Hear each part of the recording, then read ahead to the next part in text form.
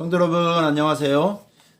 복되고 좋은 아침입니다. 오늘도 기분 좋은 하루, 상쾌한 하루, 또 좋은 결과물을 얻을 수 있는 아주 행복한 하루, 만족스러운 하루가 되시기를 주님의 이름으로 축복합니다.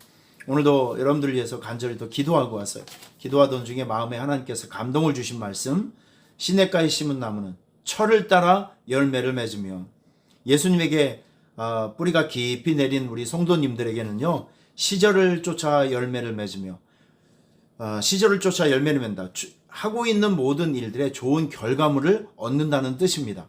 오늘 여러분들이 일만 많이 하는 것이 아니라 일에 대한 좋은 대가를 얻을 수 있는, 결과물을 얻을 수 있는 복된 날이 되시기를 주님의 이름으로 축복합니다. 잘 되셔야 합니다. 승리하셔야 합니다. 자, 오늘은 제가 여러분들에게 마태복음 24장 말씀을 좀 나눠드리고 싶은데, 오늘 마태복음 24장에는 우리 주님께서 말세 마지막 때에는, 주님께서 재림하기 전에는 어떤 징조가 있을 것인가, 이 마지막 시대에 대해서 설명을 하고 있습니다. 그래서 설교를 준비하면서 여러 가지 자료를 찾아보니까 이 지구촌에 있는 나라들의 숫자는요 200개국이 넘습니다. 그런데 현재 상황이에요. 현재 200개국 중에서 현재 전쟁을 하고 있는 나라들이 100개국이 넘습니다. 그러니까 둘 중에 하나는 싸움을 하고 있는 거예요. 전쟁을 하고 있는 것입니다. 이 무서운 얘기예요. TV를 보면 연일 지금 중동에서 날아오는 아주 충격적인 사건을 우리가 매일 접할 수 있어요. 지금 이스라엘과 이란이 정말 서로 잡아 죽일 듯이 싸움을 하고 있습니다. 이스라엘은 이런 명분이 있을 때 이란에 있는 핵무기를 폐쇄해야 됩니다. 그래야 그 지역을 이스라엘이 잡을 수 있고, 또 그리고 경쟁 상대를 확실하게 누를 수 있어요. 그래서 정말 죽기 살기로 덤벼들어서 이란을 공격하고 있습니다. 인도와 파키스탄이 전쟁을 하고 있어요. 벌써 먼 얘기가 됐네요. 러시아하고 우즈베키스탄, 금방 끝날 줄 알았던 러시아와 우즈베키스탄 전쟁이 5년째 지금 계속되고 있습니다. 지금 미국과 중국이 싸움을 하고 있어요. 이건 총칼이 아니라 돈의 전쟁입니다. 돈의 전쟁. 경제 패권을 가지고 가기 위해서 미국과 중국이 죽일 듯이 지금 싸움을 하고 있습니다. 국경 때문에 싸우고 있는 나라들이 있어요. 르완다, 그리고 콩고, 그리고 내전 때문에 전쟁을 하고 있는 나라들이 많습니다. 수단, 예멘, 미얀마. 우리나라도 이런 연장성산에서 보면 지금 이념 때문에 민주주의하고 공산주의하고 싸우고 있는 몇 안 되는 나라 중에 하나가 바로 우리나라와 북한입니다. 200개국 중에서 100개국이 싸움을 하고 있어요. 전쟁을 하고 있습니다. 실제 상황입니다. 여러분, 이것은 단순한 싸움이 아니라, 단순한 전쟁이 아니라 마지막 때, 그리고 주님 재림의 징조 중에 하나라는 것을 우리가 알아야 합니다. 마태복음 24장을 보면 주님의 제자들이 예수님과 함께 산에 올라가서 예수님에게 멋있는 그 예루살렘 성전을 보여드리는 거예요. 예수님, 저 아래를 좀 보세요. 예루살렘 성전이 정말 멋있지 않습니까? 주님께서 이야기를 하십니다. 성전에 돌 하나도 남지 않고 무너질 것이다. 깜짝 놀랄 예언입니다. 여러분, 이 세상에는 완전한 것이 없습니다. 시대가 변하고 역사가 변하고 유행이 지나면 사람이 만들어 놓은 구조물과 제도와 법은 다 변하게 되어 있어요. 이건 세상의 진리이고 이치입니다. 변하지 않는 것은 유일하게 하나님의 말씀, 약속의 말씀, 하나님은 변하지 않습니다. 그래서 세상을 살아가는 지혜가 무엇이냐면, 언젠가 변화될 세상의 것을 붙들지 말고 영원히 변하지 않을 하나님의 약속, 하나님의 존재를 붙들고 살아가는 것이 가장 큰 지혜입니다. 여러분들이 이 지혜를 놓치지 않고 살아가는 우리 성도님들이 되시기를 주님의 이름으로 축복합니다. 주님께서 말씀하셨어요. 이 성전 돌 하나도 남기지 않고 무너질 것이다. 우리 주님께서 이렇게 예언을 하셨는데, 진짜 이 예언은 AD 70년에 로마군에 의해서 이루어지게 됩니다. 사실은 예수님이 오시기 전 BC 60년경에 로마는 그 유대 지역을 완전히 장악을 했거든요. 그런데 우리나라도 일제시대 때 독립운동이 있었듯이 유대에도, 이스라엘에도 로마의 로마에서 독립하기 위해서 독립 전쟁들이 많이 일어났습니다. 특별히 66년도부터는 AD 66년도부터는 조직적으로 거대한 폭동들이 일어나기 시작했어요. 그래서 로마는 이런 일들을 심각하게 생각해서 로마의 정규군을 파송을 합니다. 로마의 무시무시한 군대를 파송을 해요. 그래서 몇만 명이 들어와서 이제 이스라엘을 공격하고 예루살렘에 있는 성전을 다 파괴합니다.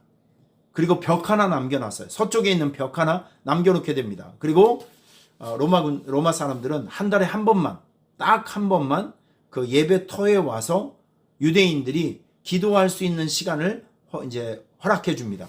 지금도 성전을 가보면, 그 성지순례를 가보면 이스라엘 사람들이 그 통곡의 벽 앞에 와서 눈물 흘리며 기도하는 사람들이 굉장히 많이 있습니다. 주님께서 예언했듯이 예루살렘 성전이 완전히 다 무너졌어요. 여러분, 세상의 것은 다 변합니다. 변하지 않는 것은 예수 그리스도, 우리 하나님의 말씀 하나밖에 없다는 사실을 꼭 기억하시기를 축복합니다. 그러면 마태복음 24장에 우리 주님께서 예언하셨던 그 말세의 징조들은 무엇이냐? 마태복음 24장 여기 5절 말씀 보면 이런 말씀이 있어요. 많은 사람이 내 이름으로 와서 내가 그리스도라 하여 많은 사람을 미혹하게 하리라. 말세 때가 되면 거짓 그리스도가 많이 나타나고 거짓 선지자가 많이 나타난다는 것입니다. 설교를 준비하면서 제가 자료를 찾아보니까 현재 우리나라 대한민국에 기독교 이단 종파가 300개가 넘습니다. 지금 활동 중인, 그 중에 대표적인 것이 이만희 그 교주가 있는 신천지예요. 여러분, 신천지가 세계적으로 1600교회가 있다고 합니다. 그 중에 우리나라에만 활동 중인 교회가 820개가 있대요.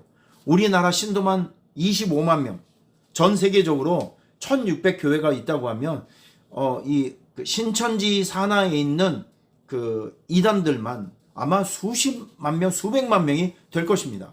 신천지 하나만도 이 정도인데 우리 대한민국의 기독교 이단이 무려 300개가 넘습니다. 그러면 그 숫자가 어마어마하겠죠. 이 말의 뜻은 우리 주변에 거짓 그리스도, 거짓 선지자가 그렇게 많이 있다는 것을 우리는 알아야 합니다. 두 번째, 이 말세의 징조가 무엇이냐면 전쟁과 전쟁의 소문이 있겠다.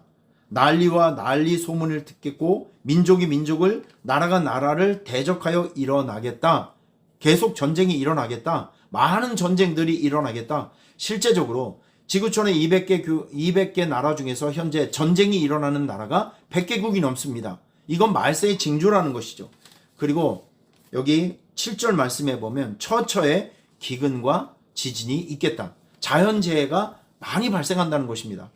여러분, 우리 주변에 보면 이 얼어 있어야 될 남극과 북극에 빙하가 녹아내려서 1년에도 대한민국 국토에 몇 개씩 지금 막 땅이 없어진다는 거예요. 해수면이 올라가고, 그래서 그 여파로 막 지구에 온난화가 생기고 추워야 될 나라가 더워지고 더워야 될 나라가 추워지고 이상기온이 생기고 지진과 화산이 폭발되고 뭐 기근이 일어나고 쓰나미가 나오고 태풍이 일어나고 이런 모든 것들이 말세의 징조라는 것입니다.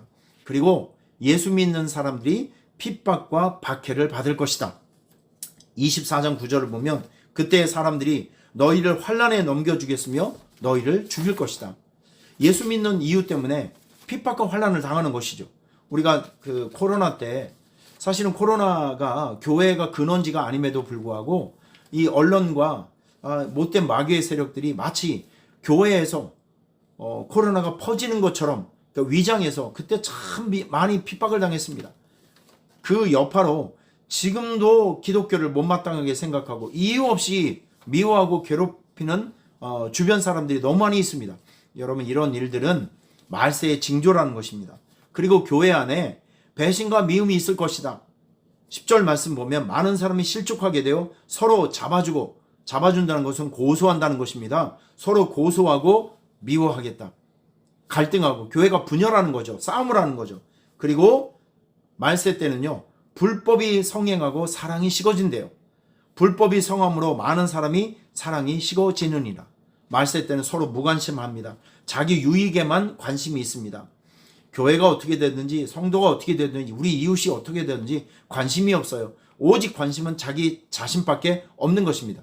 이런 것들이, 이런 현상들이 말세의 징조라는 것을 우리 주님이 마태복음 24장에 기록하고 있습니다. 여러분, 말세 때 정말 필요한 믿음의 신앙생활은 자기 자신을 돌아보면서 사랑이 식어지지 않고 믿음이 식어지지 않고 영적 민감성이 식어지지 않도록 깨어서 기도하고 말씀 붙들고 실천하고 모여서 예배하는 수밖에 없습니다.